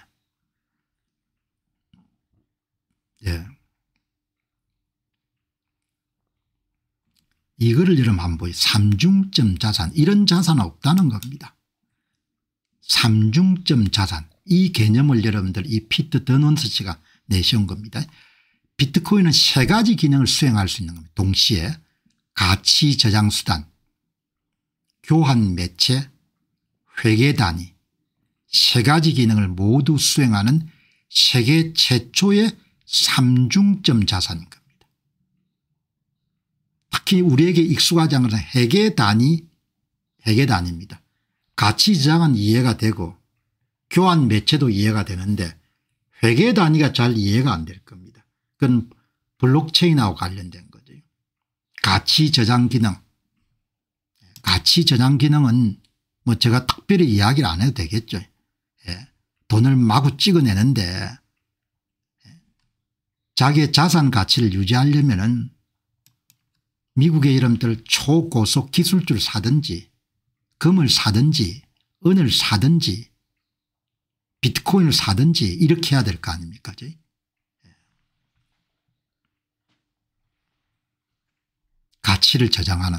가치를 저장할 수 있어야 되지 않습니까? 그다음에 교환이 가능한 거죠. 그래 비트코인은 검열 저항성, 압류 저항성이 있고 가치 절하가 없는 디플레이션 속성을 갖고 있는 아주 드문 자산인 거죠. 현재 글로벌 준비통화인 미국 달러 100조 달러 시장을 비트코인이 선호되는 교환 매체로 대체할 수 있고 30년에서 50년 내에 확실히 일어날 것으로 봅니다. 법정화폐가 워낙 타락했기 때문에 사람들이 점점 이제 각성을 하는 겁니다. 공병호 TV를 보는 사람들은 거의 전부 다 각성이 된 거지 않습니까? 화폐 가치를 방어해야 된다는 것이. 이상우님이 공 박사님 방송을 매일 아침 들으면서 아침 비트코인과 저녁에 미국 ETF를 살 수 있어 행복합니다. 행복한 거죠. 그죠? 좋은 ETF를 사놓으면 매일 성장하니까. 비트코인 여러분들 좀 침체되다 갑자기 성장할 거니까.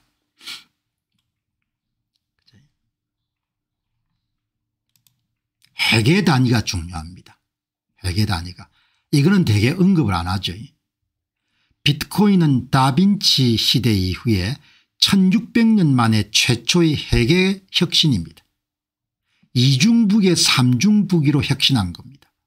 600년 전의 혁신은 단식북에서 이중북이로의 전환이었습니다.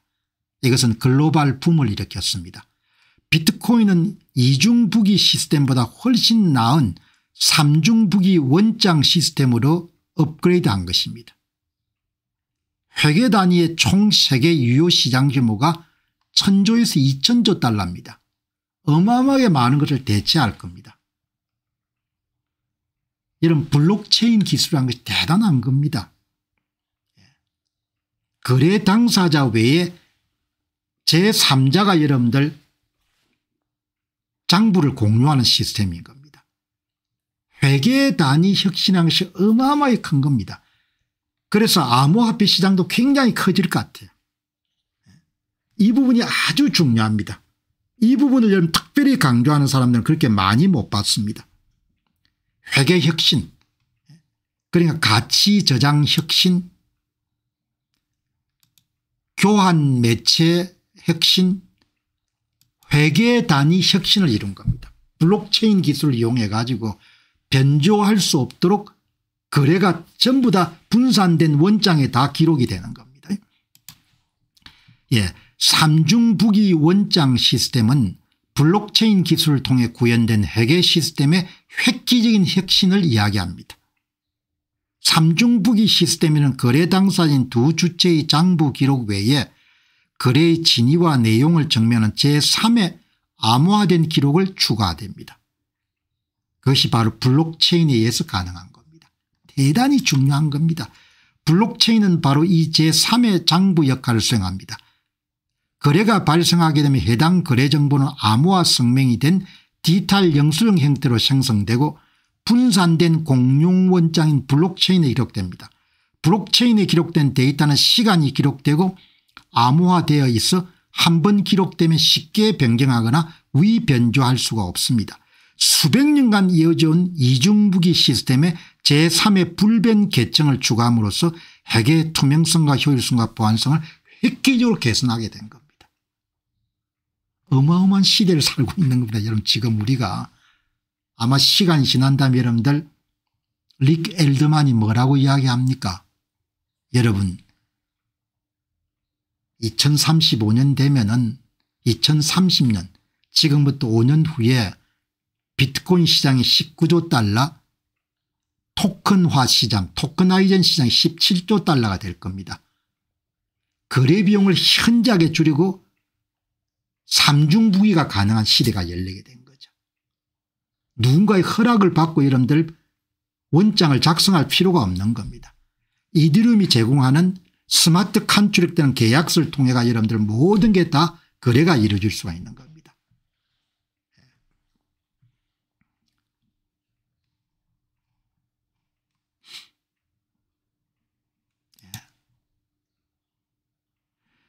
많은 사람이 가치 저장 시장 30조 달러, 교환 매체 시장 100조 달러, 회계 단위 1000조에서 2000조 달러를 단순히 더하여 총 가치를 2100조 달러를 봅니다. 이것을 2100만 개로 나누어 코인당 1억 달러로 계산한 것은 경제학적으로 틀린 방식입니다. 복리 효과를 외면한 겁니다. 하나의 자산이 모든 화폐 기능을 수행할 때는 세 가지 기능을 수행할 때는 각각의 가치가 아니고 가치를 복리로 계산해야 됩니다. 회계 단위, 가치 저장, 교환 매체 기능에 대한 세 가지 경쟁이 동시에 일어나게 되면 가격은 극적으로 상승하게 됩니다.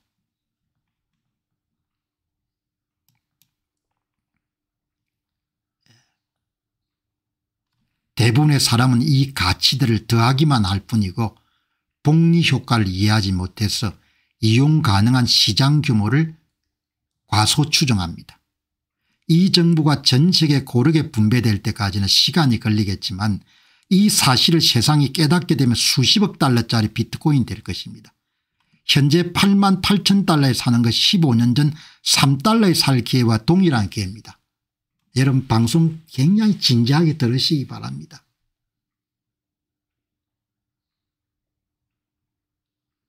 여러분 진지하게 듣고 계시죠? 이런 이야기를 어디서 들을 겁니까? 어마어마한 내공이 있는 분입니다. 이분이. 삼중점 자산이 바로 비트코인이라는 이분이 젊은 날 이런 주식이나 이런 부분을 다 다루보지 않으면 절대 이런 이야기를 할 수가 없는 겁니다. 여러분 이 보시기 바랍니다. 얼마나 겁난 이야기입니까? 더하기가 아니고 곱하기다 곱하기. 당신들 아냐? 회계혁신, 가치저장, 결제수단 세 가지가 합치게 되면은 이게 어마어마하다는 것을 사람들이 이러면 깨닫게 되게 되면은 코인 한 개가 수십억 달러가 될 수 있다고 이런 이야기를 하는 겁니다.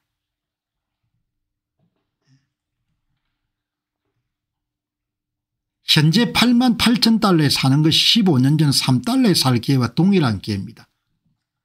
얼마나 여러분들 이야기를 여러분들 이런 이야기를 아주 집중해서 좀 진지하게 들어야 이 의미가 와닿는 겁니다. 그냥 기계로 들어가면 그냥 스쳐가는 거죠.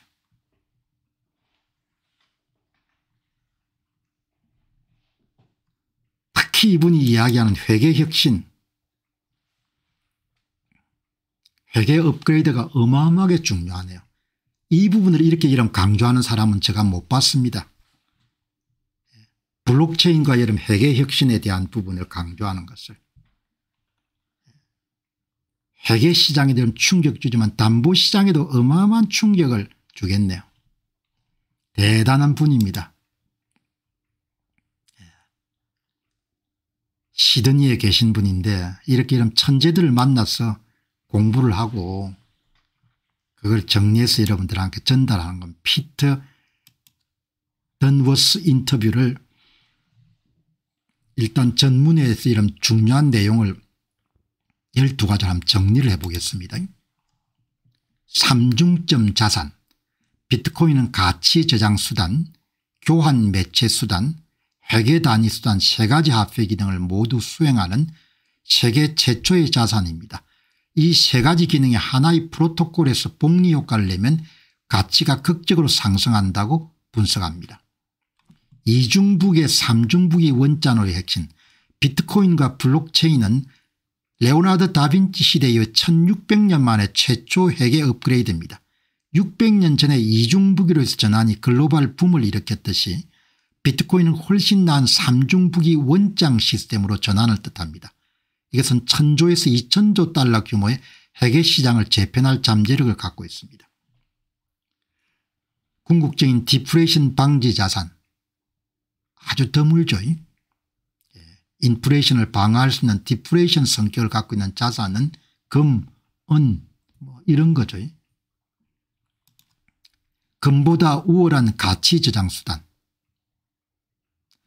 부채보다 심각한 담보 부족 문제 해결, 이게 굉장히 중요합니다. 여러분들 이분이 참 그러니까 여러분들 이 고액 오스트레일리아의 고액 자산가들을 위해가 여러분들 컨설팅을 하니까 다른 사람들이 놓치기 힘든 이런 부분을 현재 시스템이 담보 부족 문제가 심각하다고 그러네요. 그거를 마이클 셀리가 공략해 가지고 디지털 크레딧 시장을 만들어내지 않습니까? 담보 부족 문제. 부채보다 심각한 것이 담보 부족 문제입니다. 피터 더넌스는 현재 금융 시스템의 가장 큰 문제가 부채 자체가 아니고 부채를 뒷받침하는 담보의 부족에 있다고 봅니다.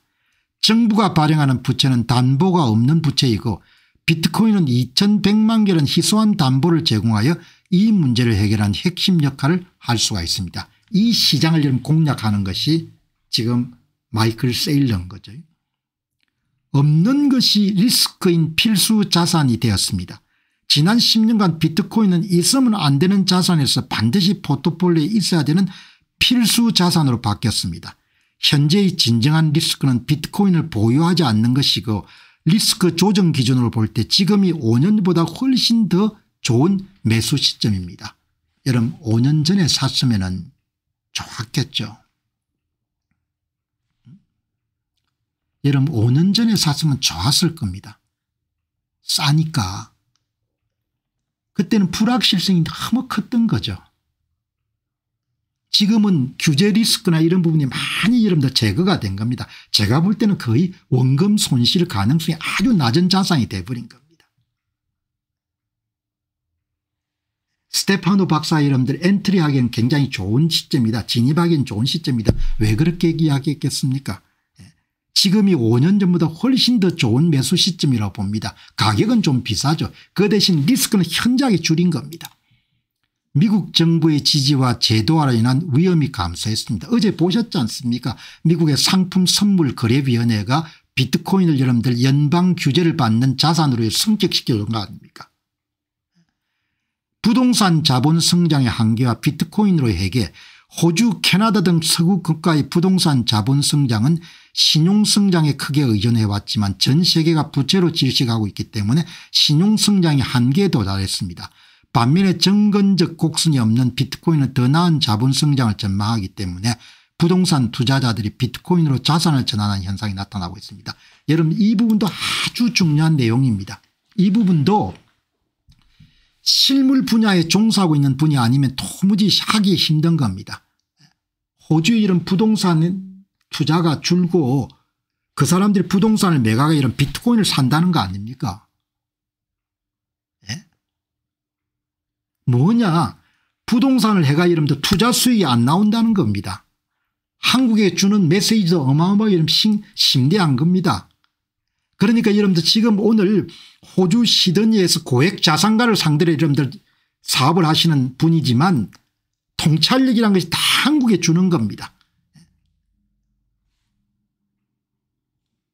세대 간 부의 보전과 불평등 해소 수단 화폐 타락으로 인한 자산의 화폐화 문제로부터 부를 보호해 줄 탈출구로 인식됩니다. 돈을 워낙 찍어낼 거니까.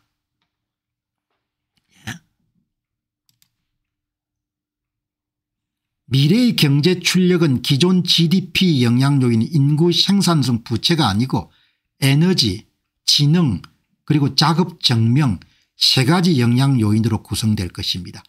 비트코인은 이 세 가지 추세를 모두 아우르며 새로운 경제를 타는 가장 우아하고 강력한 방법이라고 분석합니다. 여러분들 인터뷰 보니까 어마어마하게 내공이 있는 분이에요.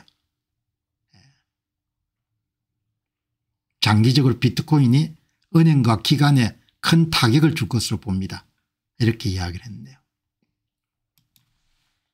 주옥 같은 인터뷰입니다. 오늘 다룬 인터뷰는. 그래서 오늘 방송을 준비하는데 시간이 많이 걸린 겁니다.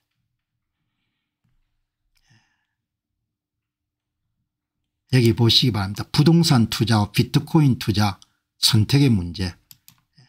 호주 문제지만 한국인에게 주는 그러니까 옛날 생각에 자꾸 머물면은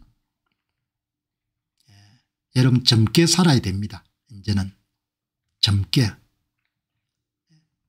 새로운 것을 계속 받아들이고 소화하고 진취적이고 배우고 그렇게 생각해야 되는 거죠. 옛날 생각하고 고집 피우고 옛날에 부동산에서 돈 벌었으니까 앞으로 부동산 되겠다. 오늘 보니까 뭐 반도체 팔아가 이런 돈 번 어떤 기업의 자제분들이 전부 다 서울의 이런 요지에 부동산 산다는 그런 기사가 나왔더군요. 제가 속으로 이런 세상을 거꾸로 읽고 있구나 그런 생각이 들었습니다. 여기 한번 보시죠. 제 이야기가 아니고 여기에 호주, 캐나다, 미국 등지의 부동산 수익은 주로 자본 성장에서 비롯됐습니다. 자본 성장의 요인은 인구 통계와 신용 성장입니다. 전 세계가 부채로 질식하고 있기 때문에 더 이상 신용 성장이 어렵습니다. 부동산 투자에서 자본 성장이 없다면, 돈벌이가 안 된다면 투자할 이유가 없습니다. 부동산 투자는 상한선 있는 정근적 곡선을 가집니다. 부동산 투자의 한계 때문에 더 나은 자본 성장을 가지며 점근적 곡선이 없는 비트코인으로 관심을 돌리게 됩니다. 그래서 여러분들 뭐죠? 글랜트 카돈이라는 부동산 재벌이 비트코인에 대해서 그렇게 관심을 가지지 않습니까? 사모으고.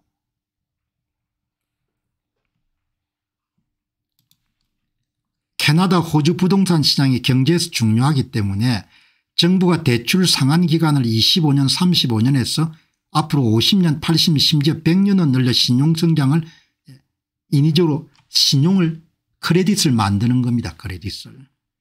피터 더논스는 이 같은 정부의 형태가 문제의 본질을 인정한 것이라면서 자기 스스로는 이미 비트코인에 동의하고 있기 때문에 반박할 필요가 없다고 말합니다. 돈이 안 된다는 이야기인 겁니다. 돈이. 피터 더논스는 부동산 시장에 베팅하는 대신에 아무도 인정하고 싶어하지 않는 위험이 쌓이고 있는 이 시장에 대한 탈출구나 더 나은 펀더멘탈을 가진 대안을 찾고 있다고 말합니다. 현재 부동산 시장은 사람들에게 완전히 이해된 자산입니다. 비트코인은 부동산보다 훨씬 중요하며 부동산을 비화폐화할 것이지만 인구의 5% 미만이 그 잠재력을 이해하고 있습니다. 대부분 모른다는 겁니다. 비트코인은 수요 곡선 공급이 역전되고 있고 부동산에 막대한 레버리지를 사용한 것보다 투자 리스크가 훨씬 적다고 판단합니다. 앞에서 여러분들 제가 자주 강조하는 바와 같이 투자의 방향과 투자의 대상을 잘 선택해야 낭패를 피할 수가 있다는 이야기죠. 정답은 없지만 고정관념이나 선입견이나 익숙한 것에서 머물게 되면 그런 것을 벗어나기가 굉장히 어렵다는 거죠. 아파트 건물 공간을 비트코인으로 매각하는 부동산 고객들이 나타나기 시작했습니다. 호주 사례입니다. 일부 고객들은 단독주택이나 듀플렉스 등을 리파이낸싱하여 확보한 현금으로 비트코인을 매입하고 있습니다. 가장 전형적인 인물이 글랜트 카돈 같은 이런 미국의 부동산 재벌이 하고 있는 겁니다. 50대 이상 고객 중 일부는 아파트 건물을 통째로 매각하여 더 이상 보유하고 싶지 않다고 말하는 사례가 나타나고 있습니다. 피터 더논스는 이러한 사례를 매일 또는 매주 목격하고 있다고 봅니다. 여러분 아주 귀한 정보입니다. 호주 시드니에서 여러분들 고액자산가들 컨설팅하면서 여러분들 거기서 일어나고 있는 상황을 여기 벌써 깨우친 사람들인 겁니다. 부동산 수익률을 가지고 안 된다 이야기죠. 부동산 수익률을 가지고. 그래서 이런 그 시장을 공략한 거 아닙니까? 디지털 크레딧 시장. 10% 이상 수익을 낼 수 있는 그런 부동산이 드물지 않습니까? 부채 자체가 지금 문제가 아니고 부채를 뒷받침하는 담보가 이런 부족한 게 문제다는 거지. 비트코인은 이 같은 담보 문제를 해가는데 핵심적인 역할을 수행할 수 있다는 겁니다.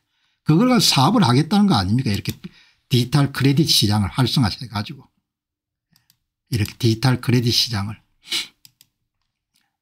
이제 비트코인에 대한 비난은 양자 컴퓨팅하고 익명성 문제인데 여기에 대해서 이제 이 피터 더논스 씨가 조사를 많이 해봤을 겁니다. 여기 보시게 되면은 재료공학자들과 대화해 보면 비트코인 네트워크를 손상시킬 만큼 충분한 큐빗을 제공할 수 있는 재료가 아직 없다는 것입니다. 양자 컴퓨터나 프라이버시에 대한 우려는 비트코인을 포트폴리오에 보유하지 않는 것보다 훨씬 적은 문제입니다. 사람들은 처음에 공포 불확실성 의혹을 들었을 때 약간의 노력 없이 무시하기 쉽습니다. 대부분의 사람들이 아직 비트코인에 대해서 그 단계입니다.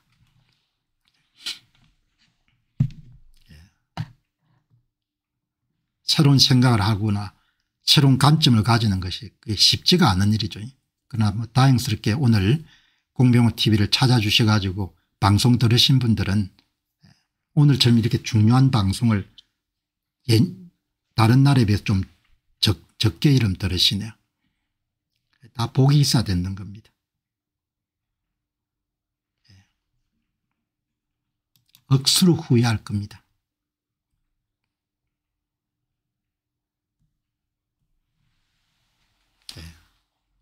어마어마하게 후회하겠죠.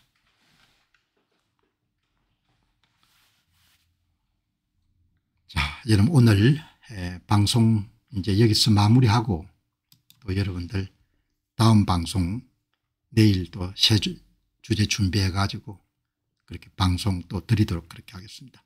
좋은 하루 되시고 또 오늘 방송 이해가 안 되신 분들은 또 다시 한 번 더 들으시면서 잘 소화하셔 가지고 경제적 자립이나 독립을 이루시는 데 크게 도움 되셨으면 좋겠습니다. 마무리하도록 하겠습니다. 감사합니다.